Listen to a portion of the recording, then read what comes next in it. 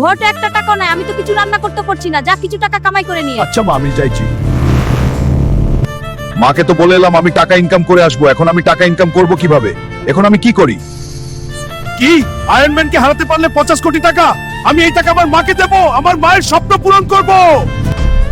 Ladies and gentleman, আজকের লড়াই হবে হাল্ক ভার্সেস আয়রন ম্যান। তুই হার মানবি হাল্ক। গাইজ, এখন আপনাদের দরকার, প্লিজ চ্যানেলটিকে লাইক সাবস্ক্রাইব করুন, আমাকে শক্তি দিন যাতে আমি আয়রন ম্যানকে হারিয়ে আমার মায়ের স্বপ্ন পূরণ করতে পারি।